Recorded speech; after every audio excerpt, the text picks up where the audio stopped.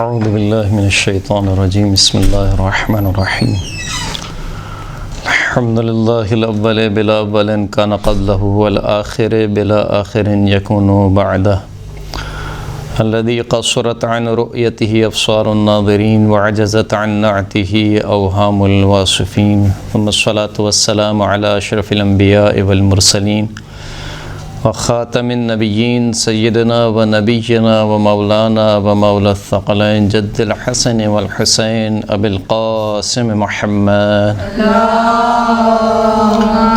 صلى الله عليه محمد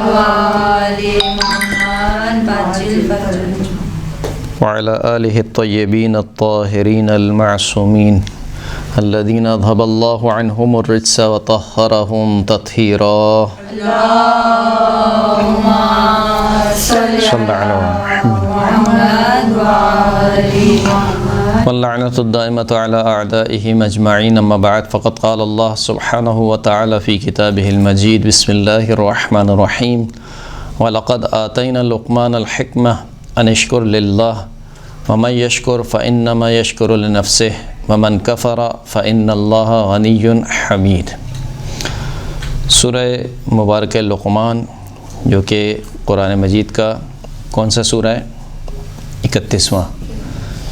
31واں سورہ، جس میں حضرت لقمان کا تذکرہ ہوا، اور اسی سورہ میں خداوند کریم نے حضرت لقمان کا 2 مرتبہ نام ذکر کیا۔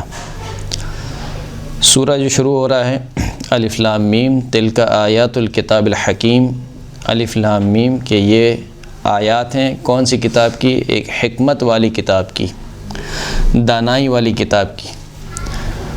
پہلی آیت میں، یعنی پہلی آیت کو چھوڑ کر پہلی آیت الف لام میم ہے، اس کے بعد دوسری آیت جو ہے وہ دوسری آیت میں ہی جو خداوند کریم نے سورہ کی ابتدا کی ہے، گویا خداوند کریم ابتدا ہی سے بتانے والا ہے کہ اس سورہ میں کس چیز کا تذکرہ ہونے والا ہے۔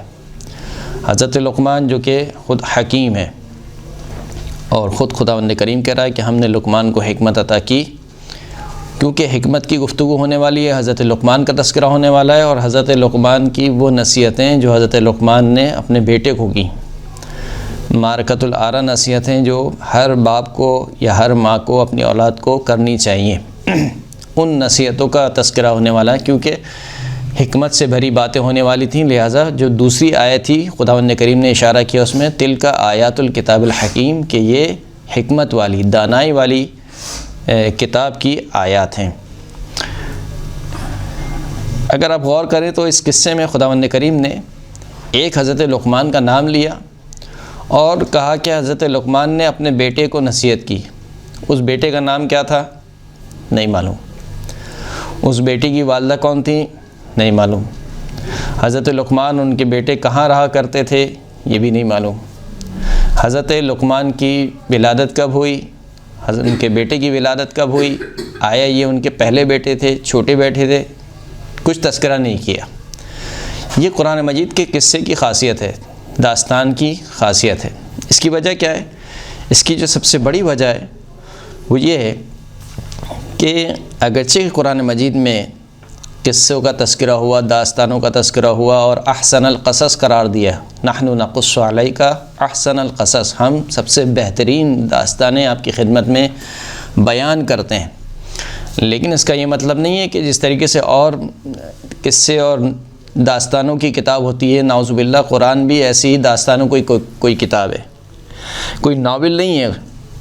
یہی وجہ ہے کہ جیسے کہ داستانوں کی کتابوں میں کیا ہوتا ہے، ایک خیال پردازی کی جاتی ہے، قصے بنائے جاتے ہیں، سسپینس کریٹ کیا جاتا ہے، ان کا حقیقت سے کوئی تعلق نہیں ہوتا، جبکہ جو قرآن مجید کے جو قصے ہیں وہ کیا ہیں؟ نحن نقص علیک بالحق، ہم حق کے ساتھ آپ کے خدمت میں قصوں کو بیان کرتے ہیں۔ یعنی کیا مطلب؟ یعنی ایسا نہیں ہے کہ کسی کاتب کی خیال پردازی ہے، کسی کاتب کی ایک سوچ ہے، اس نے ایک داستان کو کریٹ کیا، اپنے تصورات میں اس کو پیش کر دیا، جس کا حقیقت سے کوئی تعلق نہ ہو۔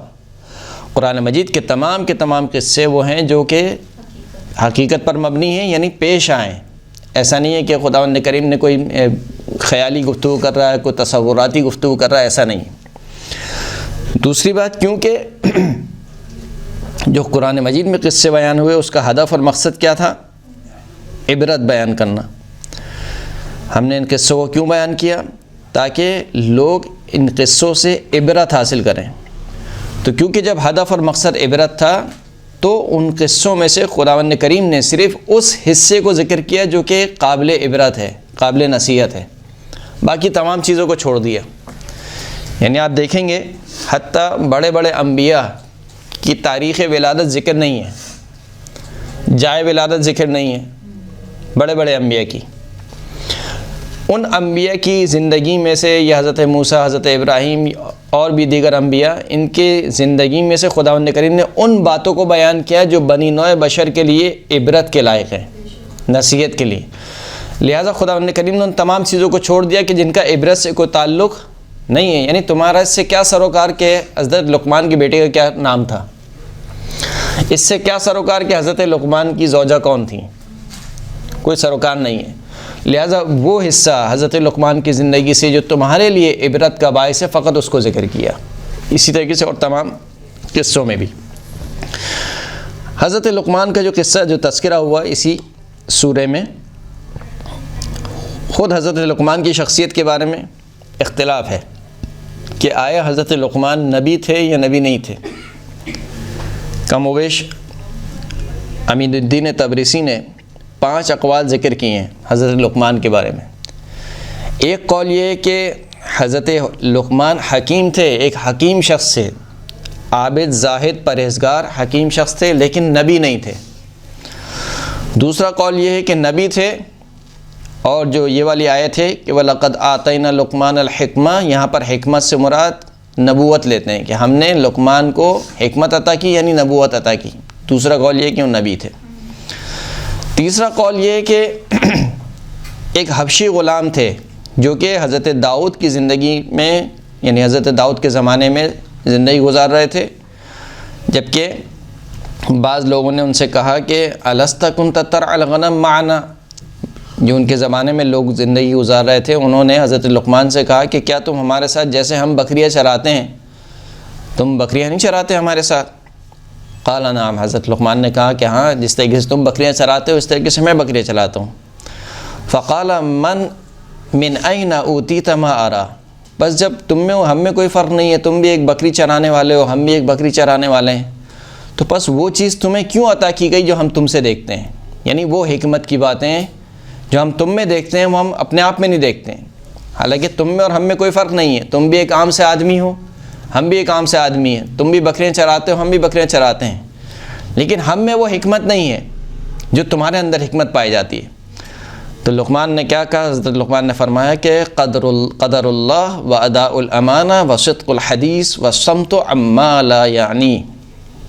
انتہائی نہیں اسے کہنا چاہیے کہ بس اوقات انسان کہتا ہے نا کہ آپ کی کامیابی کے راز کیا ہیں، ٹپس کیا ہیں، بنیادی باتیں جو کامیابی کے راز ہیں، وہ حضرت لقمان نے ذکر کی کہ وہ چیز جو مجھے عطا کی گئی تمہیں عطا نہیں کی گئی، حالانکہ دیکھنے میں ہم دونوں ایک جیسے سادہ انسان ہیں۔ پہلی بات قدر اللہ، میں نے اللہ کی قدر کی ہے، اللہ کو ویسے پہچانا ہے کہ جیسے اس کو پہچاننے کا حق ہے۔ یا ایھا الذین آمنوا اتقوا اللہ حق تقاتہ، اے صاحبان ایمان اللہ سے ایسے ڈرو کہ جیسے اس سے ڈرنے کا حق ہے۔ ہم لوگ کیا کرتے ہیں؟ ایکٹنگ کرتے ہیں بس اوقات، یا ہم پر کچھ دیر کے لیے تقویٰ طاری ہوتا ہے، تمام زندگی میں، پوری زندگی میں تقوی کے سائے میں زندگی گزارنا یہ کمال ہے۔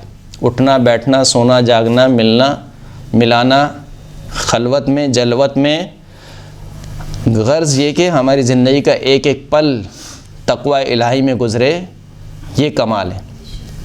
ہم کیا ہے، مثال کے طور پر ماہ رمضان آ گیا تو چلے ابھی ماحول بن گیا تو ہم نے روزے رکھ لیے، تھوڑا سا عبادت کا ماحول بن گیا، یا مثال کے طور پر حرم میں چلے گئے تو وہ فضا ہی ایسی ہے کہ وہاں پر انسان کے اوپر ایک معنوی کیفیت طاری ہوتی ہے، لیکن اس کے علاوہ زیارتوں سے آ گئے واپس، پھر وہی دوبارہ اپنی زندگی، وہی کاروبار۔ حج پہ چلے گئے تو وہاں پر بہت معنویت ہے، لیکن حج سے آ گئے یہاں پر اپنے وطن میں، پھر دوبارہ وہی زندگی۔ اکثر میں کہتا ہوں جو ہمارے ساتھ گروپ میں جاتے ہیں لوگ، میں کہتا ہوں کہ ابھی آپ یہاں پر آئے ہیں، 5 نمازیں حرم میں پڑھ لیں، جماعت کے ساتھ پڑھ لیں، اور آپ کے بغل میں مسجد ہے، یعنی صحیح حرم کا ایک اپنا مقام ہے، لیکن یہ جو کیفیت یہاں پر طاری ہوئی ہے کہ آپ سمجھ رہے ہیں کہ نہیں مجھے نماز ہوٹل میں نہیں پڑھنی چاہیے، مجھے نماز حرم میں جا کے پڑھنی چاہیے، باجماعت پڑھنی چاہیے، یہ کیفیت وہاں پر کیوں طاری نہیں ہوتی؟ اپنے شہر میں جا کے، اپنے محلے میں جا کے یہ کیفیت باقی رہنی چاہیے۔ تو قدر اللہ کو پہچاننا، اللہ کو اسی مقام اور مرتبے پر رکھنا جیسا اس کا حق ہے، پہلی بات۔ دوسری بات وہ ادا الامانہ، امانت کو ادا کرنا۔ اب امانت میں جو ہے وہ مالی چیزیں بھی آتی ہیں، امانت میں لوگوں کے راز بھی آتے ہیں۔ امانت میں مثال کے طور پر کسی نے آپ سے مشورہ کیا ہے، یہ امانت ہے۔ ایسا نہیں ہے کہ آپ مثال کے طور پر گاتے پھریں کہ ارے وہ فلاں شخص تو آیا تھا، اس نے ایسا مشورہ کر رہی تھی وہ، تو وہ اس نے آپ کو ایک امین سمجھ کر آپ کو باتیں سپرد کی ہیں، اپنے راز آپ کے سپرد کیے ہیں۔ وہ ادا الامانہ، امانت کو ادا کرنا۔ تیسری چیز کیا ہے؟ صدق الحدیث، جب بھی بولتے ہیں سچ بولتے ہیں۔ صدق الحدیث، زبان سچی ہونی چاہیے، نہ مصلحت کی خاطر، نہ مذاق میں، نہ جھوٹ میں انسان کو، نہ مذاق میں انسان کو جھوٹ نہیں بولنا چاہیے، نہ سنجیدگی میں، نہ مذاق میں۔ پانچویں اور آخری چیز کیونکہ خواتین کے لیے بہت ہی اہم ہے، الصمت، جی قدر اللہ ایک ادا الامانہ، 2 صدق الحدیث، 3 چوتھی اور آخری چیز الصمت عما لا یعنینی، وہ چیزیں جو مجھ سے مربوط نہیں ہیں اس کے مطابق زبان کو خاموش رکھنا۔ وہ باتیں یا وہ شخصیات کہ جن سے مجھ سے کوئی تعلق نہیں ہے، میں کیوں ڈسکس کر رہا ہوں ان چیزوں کو، یا کوئی اور بھی اگر مجھ سے ڈسکس کر رہا ہے تو میں کیوں اس کو ڈائیورٹ نہیں کر رہا ہوں؟ یعنی مجھے اس سے کیا لینا دینا ہے کہ فلاں جو ہے وہ شادی میں یہ والا سوٹ پہن کے آئی تھی، مجھے اس سے کیا لینا دینا ہے کہ مثال کے طور پر فلاں کے گھر میں فلاں کی ساس یہ کرتی ہے، فلاں کا سسر یہ کرتا ہے، فلاں کے یہ باتیں ہوتی ہیں۔ اسی طریقے سے مردوں میں بھی خواہ کسی اور کی، یعنی ہم اپنی محفل میں کسی اور کی باتیں کیوں کریں جو ابھی محفل میں موجود نہیں ہے، نہ وہ جواب دے سکتا ہے، نہ وہ اپنا دفاع کر سکتا ہے، تو ہم اس کی باتیں کیوں نہ خود اپنی باتیں کریں۔ المؤمن مرآۃ المؤمن، مومن کا آئینہ ہے۔ اس کا مطلب کیا ہے؟ اس کا مطلب یہ ہے کہ اگر مجھ میں کچھ خامی ہے تو آپ مجھے بتلائیے، اگر ہم دونوں آپس میں بیٹھے ہوئے ہیں، اور اگر آپ میں کوئی خامی ہے تو میں آپ کو بتلاؤں گا، وہ بھی اصلاح کی خاطر۔ تو جب 2 افراد، 2 مومن، 2 مومنہ عورتیں آپس میں ملیں تو وہ تیسرے شخص کے بارے میں گفتگو کرنے سے بہتر یہ ہے کہ کس کے بارے میں گفتگو کریں؟ خود اپنے بارے میں۔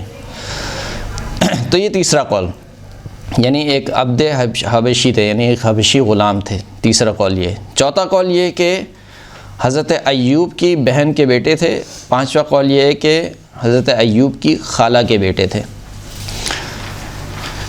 تو ظاہر جو لگتا ہے، جو روایت سے سمجھ میں آتا ہے وہ یہ کہ حضرت لقمان نبی نہیں تھے، انہیں نبوت عطا نہیں کی گئی تھی۔ قرآن مجید میں کئی ایسی شخصیات کا تذکرہ ہوا ہے کہ جن کو اللہ نے نبوت سے نہیں نوازا ہے، لیکن پھر بھی ان کا تذکرہ ہوا ہے، جس میں سر فہرست اگر دیکھیں تو خواتین کا تذکرہ ہے، جناب مریم کا تذکرہ ہے، جناب آسیہ کا تذکرہ ہے، اسی طریقے سے حضرت ابراہیم کی جو زوجات ہیں ان کا تذکرہ ہے، حالانکہ وہ نبی نہیں ہے۔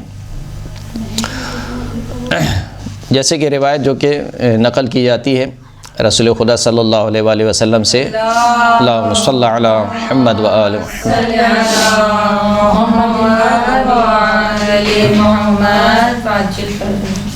فرماتے ہیں کہ حقا اقول لم یکن لقمان نبیا وکان عبدا کثیر التفکر، میں حق کے ساتھ یہ بات کہتا ہوں کہ حضرت لقمان نبی نہیں تھے، بلکہ ایک ایسے بندے تھے جو کثرت سے فکر کیا کرتے تھے، غور و فکر کیا کرتے تھے، کائنات میں غور و فکر کیا کرتے تھے، اپنی زندگی کے بارے میں، مجھے کہاں جانا ہے، یہ جو خداوند کریم کی کائنات ہے یہ کس لیے خلق ہوئی ہے، اس کا ہدف اور مقصد کیا ہے۔ کان عبدا کثیر التفکر حسن الیقین، ان کا یقین بہت اچھا تھا۔ احب اللہ فاحبہ، وہ اللہ سے محبت کرتے تھے اور اللہ ان سے محبت کرتا تھا۔ یہ جو مقام ہے، یہ مقام ایسے ہی کسی کو حاصل نہیں ہوتا۔ مولا کائنات امیر المؤمنین علی ابن ابی طالب علیہ الصلوۃ والسلام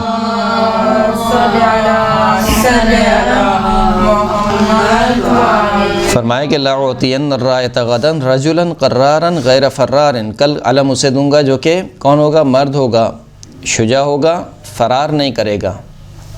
احب اللہ ورسولہ واحبہ اللہ ورسولہ، وہ اللہ اور رسول سے محبت کرتا ہوگا اور اللہ اور اس کے رسول اس سے محبت کرتے ہوں گے۔ یعنی یہ جو محبت ہے یہ ایک طرفہ نہیں ہے، دو طرفہ محبت ہے۔ من علیہ بالحکمہ، اور خداوند کریم نے ان پر احسان کیا کہ ان کو حکمت عطا کی۔ اسی سے ملتی جلتی ایک روایت ہے جو کہ ایک راوی حماد وہ نقل کرتے ہیں چھٹے امام جعفر صادق علیہ السلام سے،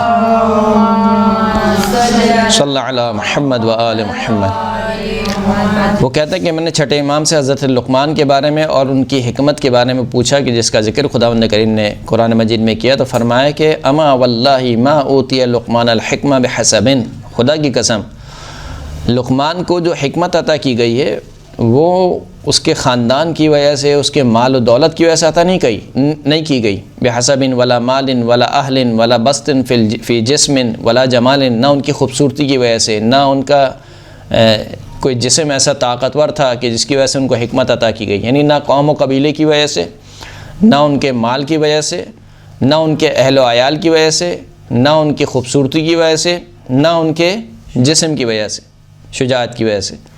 وَلَكِنَّهُ كَانَ رَجُلًا قَوِيًّا فِي أَمْرِ اللَّهِ، لیکن حضرت لقمان اللہ کے معاملے میں بہت قوی تھے، یعنی خدا کی اطاعت کے معاملے میں حضرت لقمان سے قوی تر شخص نہیں تھا کوئی، اللہ کی اطاعت کے معاملے میں۔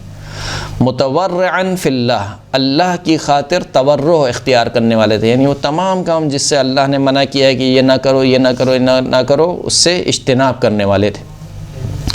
ساکتاً سکیناً، خاموش رہتے تھے، پرسکون رہتے تھے، یعنی ساکتاً سے مراد اب یہ نہیں رہے کہ بندہ مثال کے طور پر 24 گھنٹے ہی خاموش رہتے تھے، ایسا نہیں ہے۔ ساکتاً سے مراد یہ یعنی بہت کم گفتگو کرتے تھے اور فقط اتنی گفتگو کرتے تھے کہ جتنی ضرورت ہے۔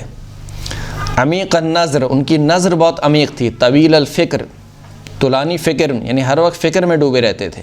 حدید النظر، ان کی نظر بہت تیز تھی۔ مستغن بالعبر، عبرتوں سے بھرے ہوئے تھے، یعنی ہر واقعے کو دیکھ کر اس سے عبرت لینا چاہتے تھے۔ اس کے ہمارے یہاں کیا ہوتا ہے؟ ہمارے یہ ہوتا ہے کہ جنازے کے پیچھے بھی لوگ چل رہے ہوتے ہیں تو باتیں کیا کر رہے ہوتے ہیں کہ تم نہیں، یعنی دنیاوی باتوں میں مشغول ہوتے ہیں۔ تم نہیں گئے، تم فلاں نہیں گئے، کام کیسا چل رہا ہے، اچھا کیسی جا رہی ہے، جاب کیسی جا رہی ہے، فلاں، یعنی آپ جنازے کے پیچھے چل رہے ہیں۔ جب جنازے کے پیچھے چلنے والے کے لیے خاص حکم دیا کہ اس کو مشغول ہونا چاہیے، یا تو اپنی آخرت کے بارے میں سوچے، یا ذکر الہی کرے، یا کم از کم میت کے لیے استغفار کرے۔ یہاں تک کہ لوگ، یعنی جنازے میں لوگ کھڑے ہوئے ہیں، باہر کھڑے ہوئے ہیں، مثال کے طور پر ابھی غسل ہو رہا ہے اور باہر کھڑے ہوئے لوگ گپ شپ لگا رہے ہیں مثال کے طور پر۔ یہ یعنی اسے کہنا چاہیے کہ ہمارا ضمیر آہستہ آہستہ بالکل ہی مرتا جا رہا ہے۔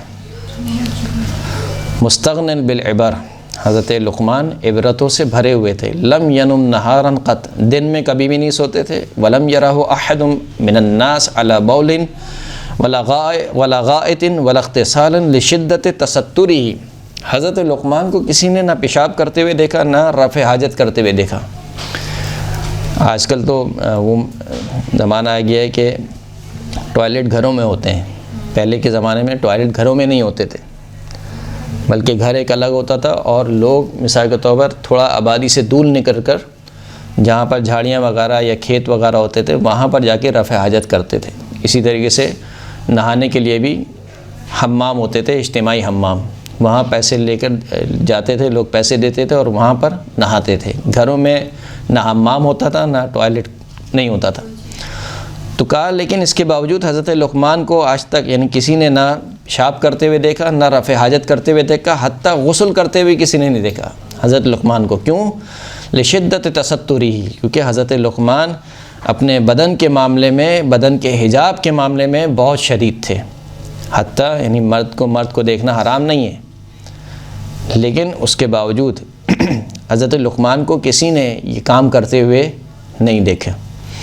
وعموق نظرہ وتحفظہ فی امرہ، کیونکہ اپنے جو معاملات تھے ان کے معاملے میں بہت ہی شدت کے ساتھ اپنے آپ کو محفوظ کرنے والے، اور ایسا نہ ہو کہ کسی کی نگاہ مجھ پر پڑ جائے یا میری نگاہ کسی کے اوپر پڑ جائے، اس وجہ سے ان کو کسی نے آج تک یعنی ان کے زمانے میں نہ ان کو کسی نے پیشاب کرتے ہوئے دیکھا، نہ رفع حاجت کرتے ہوئے دیکھا، نہ غسل کرتے ہوئے دیکھا۔ لم یضحک من شیء قط مخافۃ الاسم، حضرت لقمان کو کسی نے بھی ٹھٹا لگا کر ہنستے ہوئے نہیں دیکھا، قہقہ لگا کر۔ کیوں نہیں ہنستے تھے؟ کہ ایسا نہ ہو کہ کوئی گناہ مجھ سے سرزد ہو جائے۔ حضرت لقمان کی بات ہو رہی ہے، جو نبی نہیں ہے، یعنی حضرت لقمان نبی نہیں ہے، ان کی بات ہو رہی ہے۔ ولم یغضب قط، کسی نے ان کو غصے میں نہیں دیکھا۔ ولم یمازح انسانا قط، کسی سے بلا وجہ یعنی ہنسی مذاق نہیں کرتے تھے۔ لم یفرح لشیء ان اتاہ من امر الدنیا، اگر دنیا میں سے کوئی چیز ان کو مل جائے تو کبھی بھی اتراتے نہیں تھے۔ یہ ہمارا کیا ہوتا ہے آج مثال کے طور پر کوئی بہت اچھی گاڑی مل گئی یا گھر مل گیا یا کوئی بھی نعمت ہمیں حاصل ہو گئی تو ہمارا تھوڑا سا انداز چال ڈھال چینج ہو جاتی ہے۔ حضرت لقمان کو جو بھی نعمت ملتی تھی اس نعمت پر اتراتے نہیں تھے۔ جیسے کہ خود قارون کو ان کی قوم نے نصیحت کی۔ تکبر ایک الگ چیز ہے اور اترانا ایک الگ چیز ہے۔ نعمت پر اترانا یعنی اترا کے چلنا یا یہ محسوس کرانا کہ مجھے تو یعنی وہ چیز ملی ہے تم کو نہیں ملی ہے۔ اگرچہ کہ تکبر کا اس میں تھوڑا بہت شائبہ ہے، لیکن ایک تکبر ایک الگ چیز ہے جس کا تذکرہ ہوگا، لیکن یہ چیزیں اترا کے چلنا، گھمنڈ کرنا اسے کہتے ہیں، وہ نہیں تھا۔ جیسے کہ قارون کو کہا کہ لا تفرح ان اللہ لا يحب الفرحین، حضرت کیا بولتے ہیں قارون کی قوم نے قارون سے کہا کہ اترا مت، ان اللہ لا يحب الفرحین، خداوند کریم اترانے والوں کو پسند نہیں کرتا۔ ولا حزن منها على شيء قط، اگر دنیا میں سے کوئی مصیبت ان سے پہنچتی تھی دنیاوی معاملات میں تو ان کو کسی نے غمگین نہیں دیکھا، یعنی کوئی نعمت ملتی تھی تو اتراتے نہیں تھے، کوئی نعمت چلے جاتی تھی تو غم نہیں کھاتے تھے۔ وقد نکح من النساء وولد له الاولاد الكثيرہ وقدم اکثرهم افراطا، اس کا یہ مطلب نہیں ہے کہ حضرت ابراہیم میں اتنے متقی و پرہیزگار تھے تو دنیا سے بالکل ہی کٹے ہوئے تھے، نہیں، نکح من النساء، عورتوں سے شادی کی اور کئی ایک اولاد ہوئی حضرت لقمان کی، لیکن ان میں سے اکثر بالغ ہونے سے پہلے ہی مر جاتی تھی، یعنی بچپنے میں ہی اولادیں چلے جاتی تھیں۔ فما بکا علی موت احد منہم، کسی ایک کی موت پر بھی حضرت لقمان نے گریہ نہیں کیا، کسی ایک کی موت پر بھی۔ ولم یمر برجلین یتخاصمان او یقتتلان الا اصلح بینہما، دو شخصوں کے درمیان سے نہیں گزرتے تھے کہ جو دو شخص آپس میں لڑ رہے ہوں یا ایک دوسرے کے قتل کے در پہ ہوں، اس وقت تک وہاں سے ہٹتے نہیں تھے جب تک ان دونوں کے درمیان صلح نہ کروا دیں، ان دو اشخاص کے درمیان۔ وَلَمْ يَسْمَعْ قَوْلًا قَطْ مِنْ أَحَدٍ اسْتَحْسَنَهُ إِلَّا سَأَلَ عَنْ تَفْسِيرِهِ وَعَمَّنْ أَخَذَهُ وَكَانَ يَكْثُرُ مَجَالِسَةَ الْفُقَهَاءِ وَالْحُكَمَاءِ، اگر کسی سے کوئی بات سنتے تھے کہ جو بات انہیں بہت اچھی لگتی تھی تو اس کی تفسیر کے بارے میں اس سے پوچھتے تھے، یہ جو مطلب آپ نے کہا ہے اس کے معنی کیا ہے، اس کا مقصد کیا ہے، مقصود کیا ہے، اور آپ نے یہ بات کہاں سے لی ہے۔ یعنی حضرت لقمان کو جب کوئی بات بہت اچھی لگتی تھی تو پہلے اس کی تفسیر پوچھتے تھے، پھر پوچھتے تھے کہ یہ بات آپ نے کہاں سے لی ہے۔ اور جو اکثر ان کی بیٹھک ہوتی تھی وہ فقہا کے ساتھ اور حکماء کے ساتھ ہوتی تھی، یعنی یہ پورا نقشہ ہے حضرت لقمان کی زندگی کا جو امام جعفر صادق علیہ السلام نے صلی علی محمد و آل محمد، ایک بلند ترین صلوات پڑھیں تاکہ تھوڑی تازگی ہے آپ لوگوں کو۔ صلی علی محمد و آل محمد۔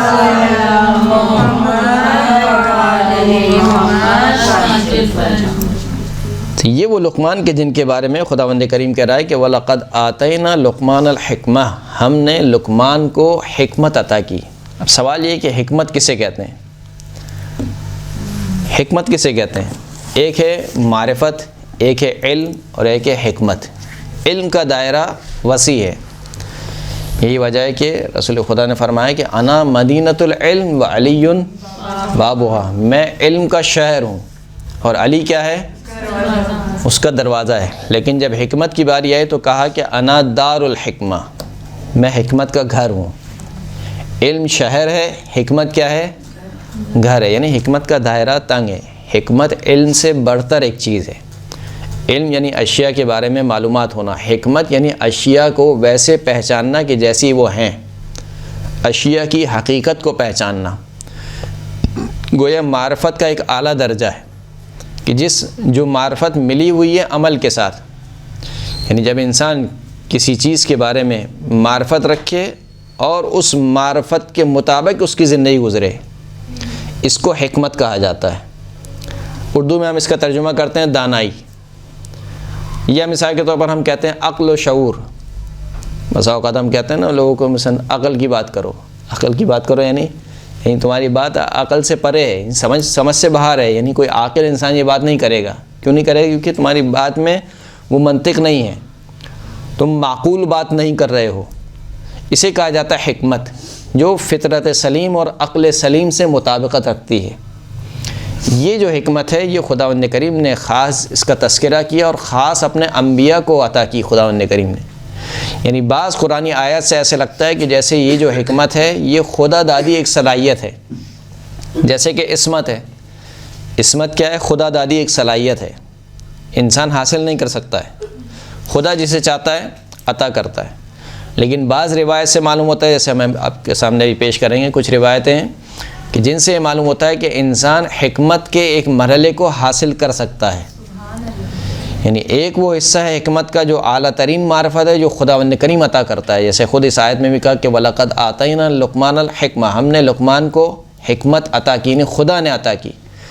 اور ایک حکمت کا وہ درجہ ہے جو انسان خود حاصل کر سکتا ہے۔ کئی ایک آیت میں خداوند کریم نے، جیسے کہ بہت مشہور و معروف آیت ہے وَالَّذِي بَعَثَ فِي الْأُمِّيِّينَ رَسُولًا مِّنْهُمْ يَتْلُو عَلَيْهِمْ آيَاتِهِ وَيُزَكِّيهِمْ وَيُعَلِّمُهُمُ الْكِتَابَ وَالْحِکْمَةَ، کتاب کی تعلیم دیتا ہے، حکمت کی تعلیم دیتا ہے۔ تو کتاب اور حکمت الگ الگ چیز ہے۔ یہ کتاب میں حکمت موجود نہیں ہے، تلک آیات الکتاب الحکیم، یہ حکمت والی کتاب کی آیات ہیں۔ اس کا مطلب ہے کہ موجود ہیں لیکن کوئی سکھانے والا ہونا چاہیے جو کتاب کو بھی سکھائے اور حکمت کو بھی سکھائے۔ یعنی ان کی جو انبیاء علیہ السلام کی جو باتیں ہوتی ہیں وہ حکمت پر مشتمل ہوتی ہیں۔ حکمت سے کیا مراد ہے؟ یعنی فطرت سلیم اور عقل سلیم کے مطابق ہوتی ہیں، اگرچہ کہ ظاہری اعتبار سے آپ کو سمجھ میں نہ آئے کہ اس کی کیا لاجک ہے، اس کی کیا منطق ہے، آپ کو سمجھ میں نہیں آ رہا ہے۔ آپ کو نہ سمجھ میں آنا اس کا یہ مطلب نہیں ہے کہ یہ فضول کی باتیں ہیں، ان کے پیچھے کوئی منطق نہیں ہے، کوئی لاجک نہیں ہے، ایسا نہیں ہے۔ وَقَتَلَ داؤد جالوت وَآتَاهُ اللَّهُ الْمُلْكَ وَالْحِکْمَةَ، داؤد نے جالوت کو قتل کیا اور خداوند کریم نے حضرت داؤد کو ملک بھی عطا کیا، بادشاہت بھی عطا کی اور حکمت بھی عطا کی۔ حضرت داؤد کو حکمت عطا کی۔ یؤتی الحکمہ من یشاء ومن یؤت الحکمۃ فقد اوتی خیرا کثیرا، خداوند کریم جسے چاہتا ہے حکمت عطا کرتا ہے اور جسے بھی حکمت عطا ہو گئی اسے خیر کثیر مل گیا۔ یعنی حکمت کو خداوند کریم نے خیر کثیر سے تعبیر کیا ہے۔ خیر کثیر خداوند کریم نے دنیا کو نہیں کہا، نہ دنیا کے مال و اسباب کو کہا، بلکہ دنیا کے بارے میں کیا کہا؟ وَمَا الْحَيَاةُ الدُّنْيَا فِي الْآخِرَةِ إِلَّا مَتَاعٌ، یا ایک جگہ کہا کہ الا قلیل، دنیا سے مراد یعنی پوری دنیا آخرت کے مقابل میں کیا ہے؟ الا متاع، تھوڑے سے سامان کے علاوہ کچھ نہیں ہے۔ الا قلیل، بہت ہی قلیل سر و سامان ہے۔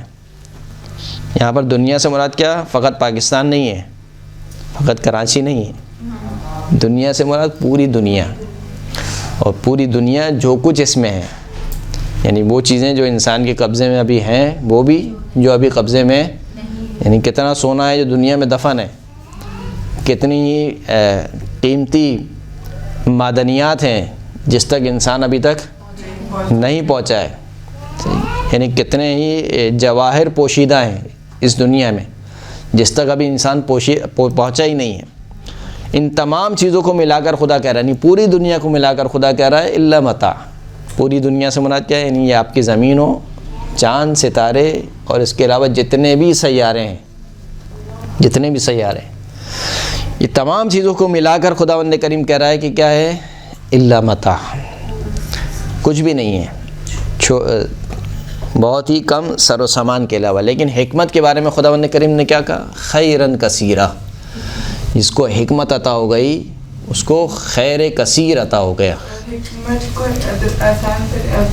جی، حکمت جیسے کہ ہم نے عرض کیا کہ ایک اعلیٰ ترین معرفت، اشیاء کو پہچاننا اس طریقے سے کہ جس طریقے سے وہ، یعنی اشیاء کی حقیقت کو پہچاننا. مثال کے طور پر آپ سے کہے کہ کوئی یہ پانی کیا ہے، آپ کہیں کہ پانی ایک لکوڈ ہوتا ہے کہ جو انسان کی پیاس بجھاتا ہے، یہ بھی اس کی ایک معرفت ہے.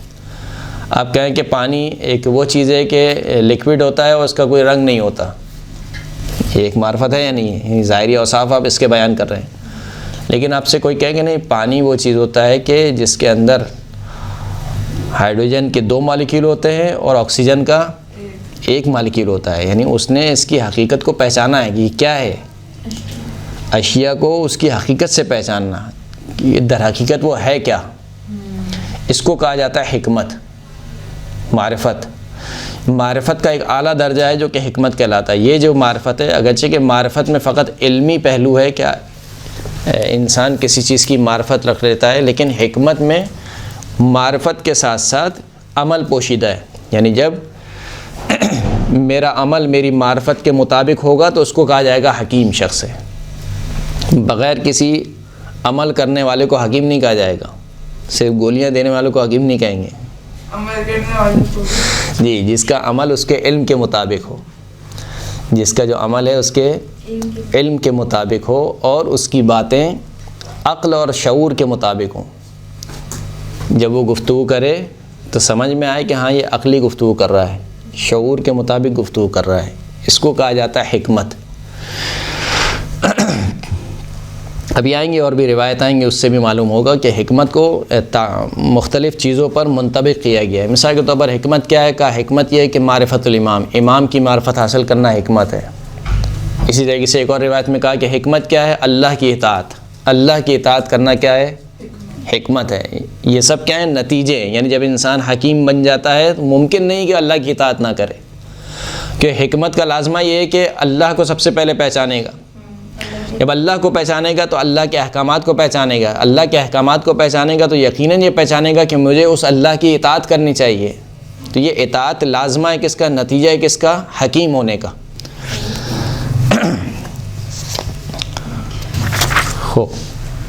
فقط آتینا آل ابراہیم الکتاب والحکمت و آتیناہم ملکا عظیما. ہم نے آل ابراہیم کو کتاب بھی عطا کی اور حکمت بھی عطا کی، اور ایک عظیم بادشاہت ہم نے آل ابراہیم کو عطا کی. اسی طریقے سے اور بہت ساری آیات ہیں کہ جس میں خداوند کریم نے حکمت کا تذکرہ کیا. ادعو الی سبیل ربک بالحکمہ، حکمت کے ذریعے سے اپنے رب کے پروردگار کی طرف بلاؤ. یعنی جو تمہارا انداز ہونا چاہیے عمل المعروف نہی عن المنکر کرنے کا. آپ نے دیکھا ہوگا بہت سے لوگ ہوتے ہیں جو اسے کہنا چاہیے کہ دین کے معاملے میں تھوڑے سے جذباتی ہوتے ہیں. فوراً سے مثال کے طور پر شور شروع کر دیا، یہ کیا ہو رہا ہے، یہاں پر ایسا نہیں ہونا چاہیے، یہ نہیں ہونا چاہیے، بجائے اس کے کہ وہاں پر اصلاح ہوتی اور فتنہ و فساد ہو گیا. 4 بندوں کے درمیان لڑائی ہو گئی اور لڑائی اتنی حد تک بڑھ گئی کہ گریبان کی حد تک بات چلے گئی، پھر گریبان سے پھر خون خرابہ ہو گیا. تو الفتنہ تو اشد من القتل، فتنہ قتل سے زیادہ کیا ہے؟ شدید تر. اس کا مطلب ہے کہ اس میں حکمت نہیں ہے، یہ سمجھ نہیں رہا ہے کہ کیسے ابھی اس معاملے کو ہینڈل کرنا چاہیے. ادعو الی سبیل ربک بالحکمہ، حکمت کے ساتھ. حکمت ہونی چاہیے. بغیر حکمت کے اپنے رب کے پروردگار کی طرف نہ بلاؤ. رسول خدا صلی اللہ علیہ وآلہ وسلم کی سیرت آپ دیکھیے. صلی اللہ علیہ محمد وعلی محمد.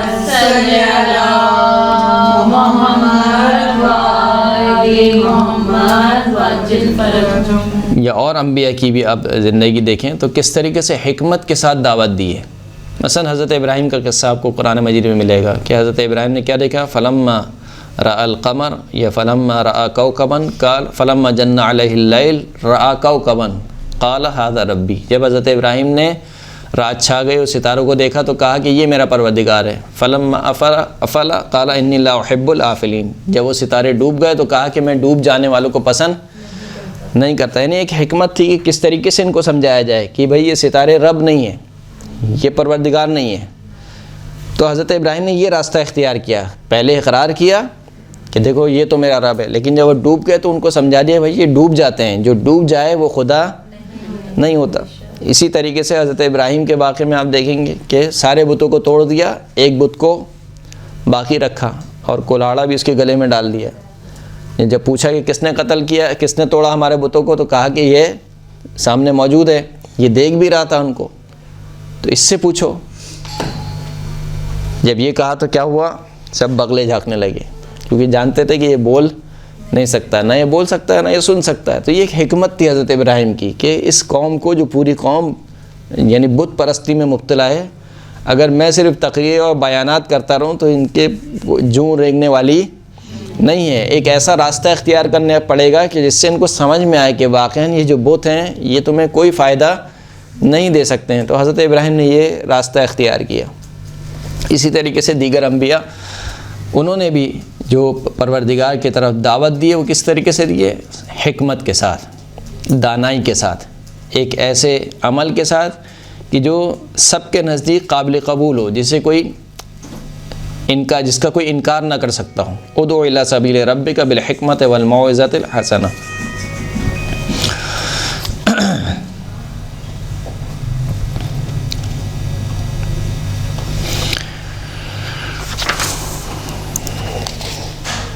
ایک صلوات پڑھیں محمد و آل محمد.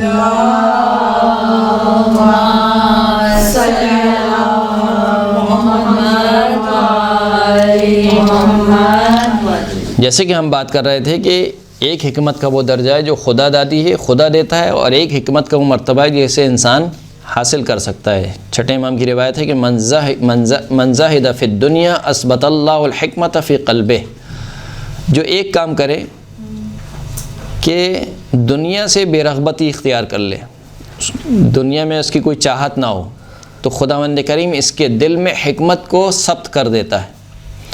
وَأَنْتَقَ بِهَا لِسَانَهُ, اور اس کی زبان پر حکمت کو جاری کرتا ہے. وَبَصَّرَهُ عُيُوبَ الدُّنْيَا دَاءَهَا وَدَوَاءَهَا. جب کوئی شخص یہ کام کرتا ہے تو اس کی آنکھیں ایسے کھول دیتا ہے کہ اس کو دنیا کے عیب نظر آنے لگتے ہیں. یعنی جب انسان مست ہو جاتا ہے دنیا کی زندگی میں تو اس کو دنیا میں سوائے اچھائی کے اور کچھ نہیں دکھتا ہے.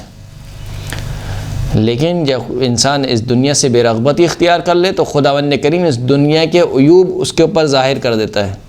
کیسے, مطلب آپ کہیں کہ کیسے ممکن ہے کہ کوئی شخص جس کو بادشاہت ملے مثال کے طور پر, اور وہ کہے کہ دنیا ہیچ ہے, کچھ بھی نہیں ہے. علماء کائنات کی نمونہ عمل ہمارے سامنے موجود ہے کہ جوتیاں گاٹ رہے ہیں. ابن عباس آتے ہیں, دیکھتے ہیں کہ مولانا یہ جوتیاں گاٹنے کے لائق نہیں ہیں. پوچھا کتنے کی بکیں گی؟ کہا مولا یہ جوتیاں اب تو کوئی مفت میں بھی نہیں لے گا ان کو. کہا تمہاری یہ دنیا میرے نزدیک ان جوتیوں سے بھی زیادہ پست ہے. یا ایک جگہ کہا کہ تمہاری یہ دنیا, تمہاری یہ خلافت میرے نزدیک بکری کے پانی سے زیادہ پست ہے.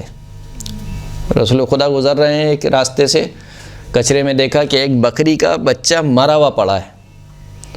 سوال کیا کم یساوی ھذا, یہ کتنے کا بکے گا؟ صحابہ سوال کیا یعنی بکری کا بچہ کوڑے میں, وہ بھی مرا ہوا, زندہ نہیں مرا ہوا, کم یساوی ھذا, کتنے کا بکے گا؟ تو صحابہ نے جواب دیا کہ رسول اللہ اگر یہ زندہ ہوتا تو تب کوئی شخص اس کو 2 درہم میں نہ خریدتا, ابھی تو یہ مرا ہوا ہے. فرمایا میرے نزدیک, اللہ کے نزدیک تمہاری دنیا اس مرے ہوئے بکری کے بچے سے زیادہ پست ہے, زیادہ پست ہے. یعنی دنیا کی حقیقت کو سمجھایا کہ دیکھو ہمارے اوپر یہ دنیا کی چاندنی اثر نہیں کرتی ہے. وہ اور لوگ ہیں کہ جو خلافت کو اپنے لیے ایک اچیومنٹ سمجھتے ہیں, یا دنیا کے کسی منصب اور کسی عہدے کو اپنے لیے کیا سمجھتے ہیں کہ میں نے کچھ اچیو کیا ہے. آج بھی ہماری زندگی ایسی ہوتا ہے کہ اگر کوئی اچھا گھر بنا لے یا کوئی اچھی گاڑی خرید لے تو وہ سمجھتا ہے کہ میں نے کچھ حاصل کیا ہے. حالانکہ جو خداوند کریم اور اس کی حجتیں ہیں وہ سمجھ رہے ہیں کہ دنیا کیا ہے, 4 روزہ زندگی ہے. ختم ہو جائے گی، یا دنیا ختم ہو جائے گی یا ہم ختم ہو جائیں گے، دونوں میں سے ایک کو تو ختم ہونا ہے۔ تو کہا کہ اس کی آنکھوں کو ایسے روشن کر دیتا ہے کہ دنیا کے تمام عیوب اس کو دکھاتا ہے، دنیا کی مشکلات، دنیا کی بیماری بھی اس کو دکھا دیتا ہے، اور دنیا کی بیماری کی دوا بھی اس کو دکھا دیتا ہے، یعنی اس کو سکھلا دیتا ہے، اس کو بتا دیتا ہے کہ دیکھو یہ تکبر بیماری ہے، یہ حسد بیماری ہے، جھوٹ بیماری ہے، غیبت بیماری ہے، اور اس کا علاج بھی بتلا دیتا ہے کہ اس سے کیسے بچنا ہے، غیبت سے کیسے بچنا ہے، جھوٹ سے کیسے بچنا ہے۔ وَأَخْرَجَهُ مِنَ الدُّنْيَا سَالِمًا إِلَى دَارِ السَّلَام، جو شخص یہ کام کرے تو خداوند کریم اس کو دنیا سے صحیح و سالم خارج کرتا ہے، کہاں پر؟ دار السلام کی طرف۔ دنیا والے دار السلام نہیں، افریقہ میں جو ہے دار السلام یعنی آخرت، جو سلامتی والا گھر ہے، آخرت والا گھر، وہاں پر اس کو خداوند کریم لے جاتا ہے۔ پھر ایک حدیث میں سرکار سے روایت ہے کہ ما اخلص عبد للہ عز وجل 40 صباحا الا جرت ینابع الحکمہ من قلبہ علی لسانہ، کوئی شخص بھی 40 دن کے لیے اپنے آپ کو اللہ کے لیے خالص کر لے۔ ہم کتنے خالص ہیں اللہ کے لیے؟ 24 گھنٹے میں سے کچھ گھنٹے بھی نہیں ہیں، میں سمجھتا ہوں صرف نماز کی نیت تک، وہ نماز بھی پوری نہیں۔ نماز پڑھتا ہوں فجر کی 2 رکعت قربتاً الی اللہ، اس کے بعد میں کہاں گیا اور نماز کہاں گئی، پھر آنکھ کب کھلتی ہے؟ سلام پر، صحیح نا؟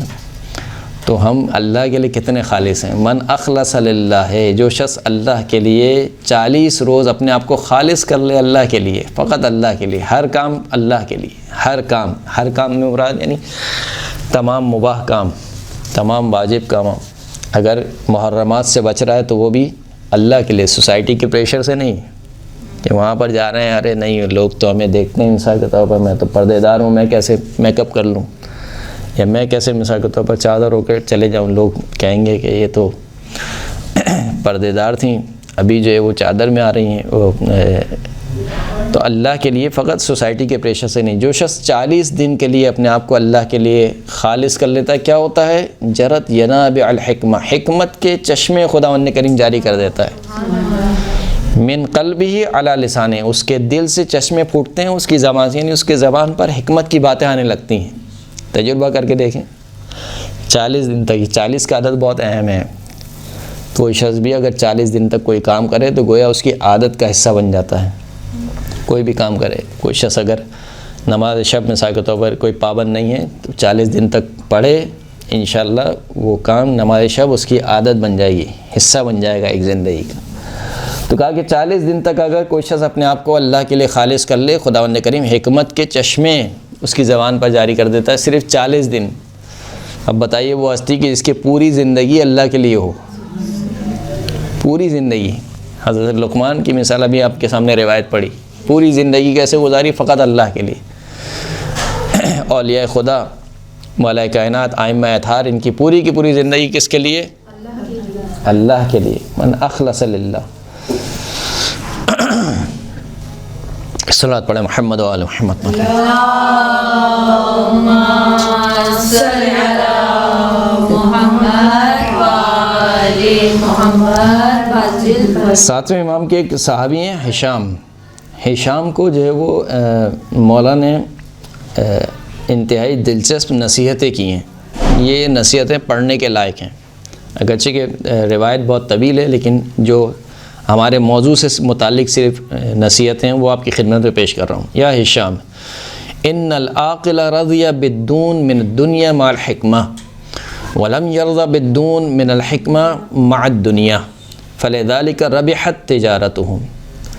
فرمایا کہ اے ہشام، جو عقل مند شخص ہوتا ہے وہ حکمت کے ساتھ کم دنیا پر راضی ہو جاتا ہے، یعنی آج اگر میرا گھر بڑا نہیں ہے، میرے پاس گاڑی نہیں ہے، میرے پاس اور دوسرے وسائل نہیں ہیں، لیکن حکمت میرے پاس ہے تو راضی ہو جائے گا یہ شخص، لیکن کم حکمت کے ساتھ دنیا پر راضی نہیں ہوگا، یعنی وہ اس بات پر راضی نہیں ہوگا کہ مجھے حکمت کم دی جائے اور دنیا بے تحاشا دی جائے، اس بات پر عاقل راضی نہیں ہوگا۔ فَلِذَلِكَ رَبِحَتْ تِجَارَتُهُمْ، پس اسی وجہ سے ان کی جو تجارت ہوتی ہے وہ کیا ہوتی ہے؟ فائدہ مند تجارت کرتے ہیں، کیونکہ جو دنیاوی افراد ہیں وہ دنیا کو دیکھ رہے ہوتے ہیں اور دنیا کے ہی فائدے اور نقصان کو فائدہ اور نقصان سمجھتے ہیں، جبکہ جو عقل مند افراد ہیں وہ آخرت کو دیکھ رہے ہوتے ہیں اور آخرت کے فائدے کو ہی فائدہ سمجھتے ہیں، آخرت کے نقصان کو ہی نقصان سمجھتے ہیں۔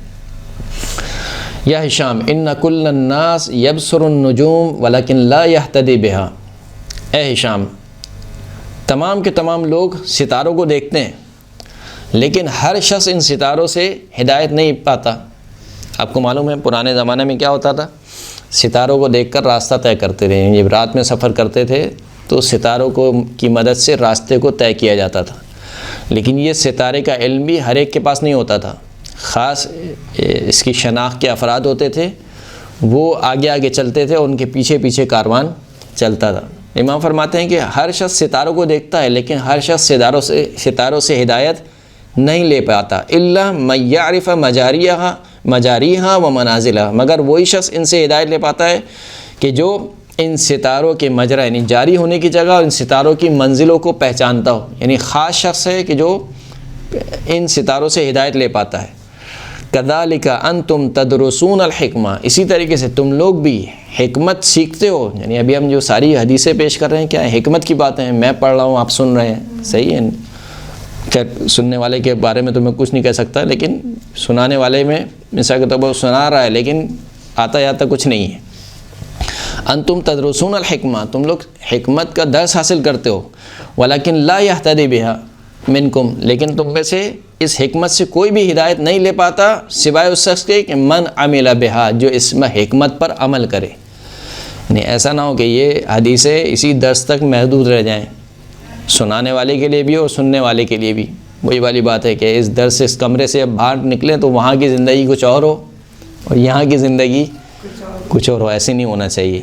تو یہ جتنی باتیں حکمت کی باتیں ہیں، دانائی کی باتیں ہیں، اس پر عمل ہونا چاہیے۔ کذالک ینبغی لکم ان تأخذوا الحکمہ ممن وجدتموہا معہ، بس تمہارے لیے سزاوار ہے کہ حکمت کو لے لو ہر اس شخص سے کہ جس کے پاس تم حکمت کو پاؤ، ولیکن یمنعکم منہ سوء رغبۃ فیہا،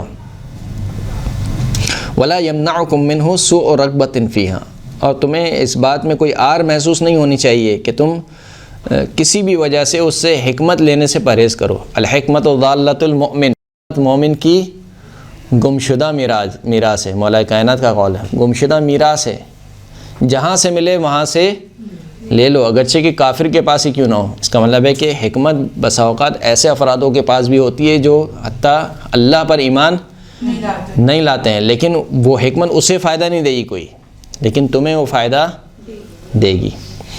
یا عبید الدنیا بحق اقول لکم ان الناس فی الحکمت رجلان، اے دنیا کے بندو میں حق کے ساتھ یہ بات کہتا ہوں کہ لوگ دنیا میں حکمت کے بارے میں دو قسم کے ہیں۔ فرجل اتقنها بقولہ وصدقها بفعلہ، ایک شخص وہ ہے کہ جس نے حکمت کو سیکھا اور اپنی زبان پر جاری کیا، اور نہ صرف زبان پر جاری کیا بلکہ اس کے فعل نے اس کے قول کی تصدیق کی، یعنی اس کا فعل اور اس کا قول ایک جیسا ہے۔ ایسا نہیں کہ یہاں پر باتیں جو ہے وہ بہت لمبی لمبی کر رہا ہے، دین کی باتیں ہیں، لیکن عمل فاسق و فاجر والا ہے، ایسا نہیں ہے۔ تو ایک یہ شخص ہے۔ دوسرا شخص کیا ہے؟ رجل اتقنها بقولہ وضیع بسوء فعلہ، دوسرا شخص کون سا ہے کہ جس نے حکمت سیکھی تو بہت اچھی ہے، مولانا صاحب ماشاءاللہ سے بہت اچھی عربی میں جو ہے وہ ساری آیتیں پڑھتے ہیں، ساری روایتیں پڑھتے ہیں، لیکن مولانا صاحب کا ان آیتوں کے جو عمل ہے وہ عمل ان آیتوں سے اور ان روایت سے تطابق نہیں کرتا ہے۔ تو دوسرا وہ شخص ہے کہ جس نے حکمت کو سیکھا ضرور ہے لیکن اس پر عمل نہیں کیا ہے۔ فشتان بینہما، پس ان دونوں کے درمیان کتنا بڑا فاصلہ ہے۔ فطوبی للعلماء بالفعل ویل للعلماء بالقول، پس جو عامل علماء ہیں ان کے لیے بشارت ہو اور وائے ہو ان علماء پر جو فقط زبان کے عالم ہیں، ان کا فعل ان کے قول کی تصدیق نہیں کرتا۔ اعلموا ان الکلمۃ من الحکمت ضالۃ المؤمن، جان لو کہ حکمت کی بات جو ہے وہ مومن کی گمشدہ میراث ہے۔ فعلیکم بالعلم قبل ان یرفع بس تم پر لازم ہے کہ قبل اس کے کہ علم کو اٹھا لیا جائے. آخری زمانے کی نشانی یہی ہے. بالخصوص غیبت سے جو نزدیک زمانہ ہوگا اس کی ایک نشانی یہ بیان کی کہ علم ایسے اٹھا لیا جائے گا جیسے کہ سانپ اپنے بل میں چھپ جاتا ہے.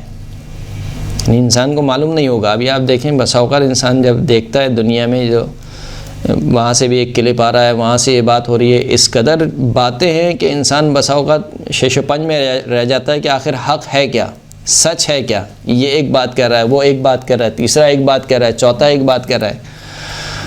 تو کہا کہ آخری زمانے میں علم کو اٹھا لیا جائے گا. علم ایسے اٹھا لیا جائے گا کہ جیسے سانپ اپنے بل میں چھپ جاتا ہے. مولا فرماتے ہیں کہ قبل اس کے کہ علم کو اٹھا لیا جائے, علم کو سیکھو.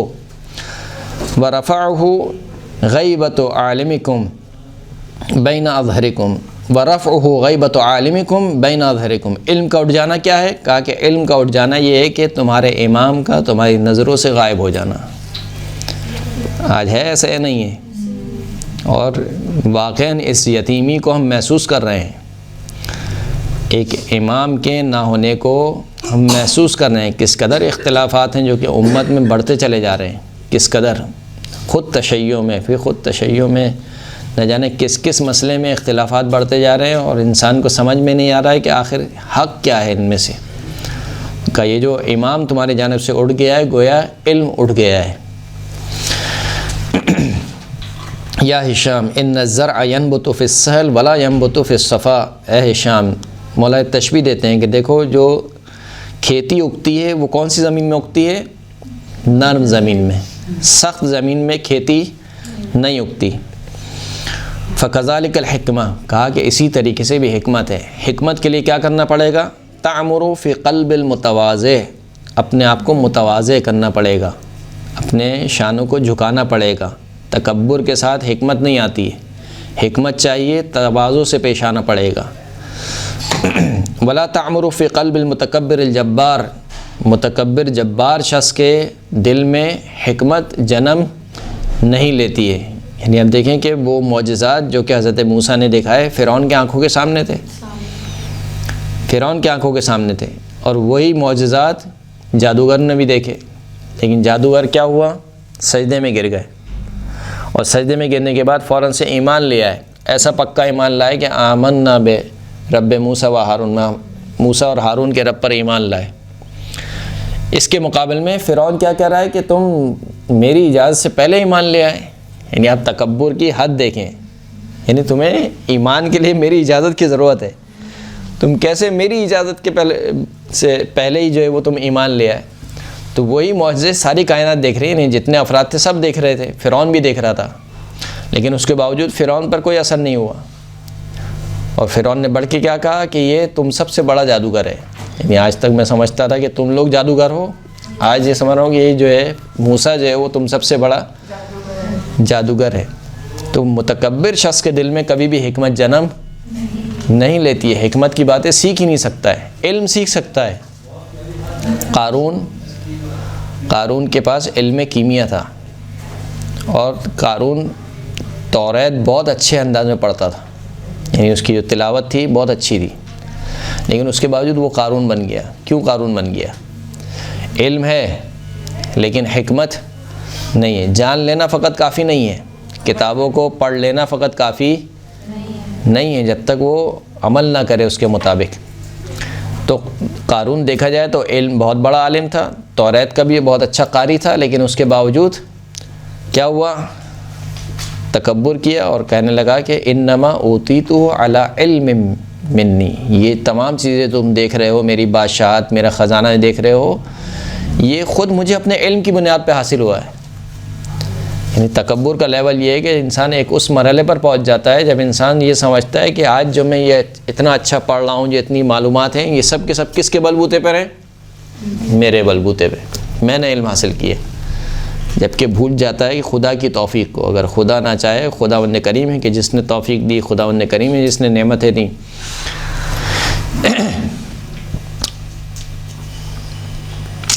یا ہشام قال رسول اللہ اذا رأیتم المؤمن صموتا فدنوا منہ. اے ہشام, جب تم مومن, اللہ کے رسول نے فرمایا کہ جب تم مومن کو دیکھو کہ وہ خاموش بیٹھا ہوا ہے, فَدْنُ مِنْهُ، تو اس سے قریب ہو جاؤ. کیوں؟ فَإِنَّهُ يُلْقَى الْحِكْمَةِ، کیونکہ اس وقت اس کو حکمت عطا کی جا رہی ہے.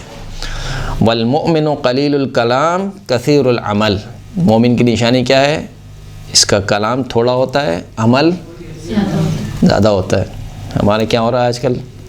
برعکس ہو رہا ہے. کلام بہت ہے، گفتگو بہت ہے.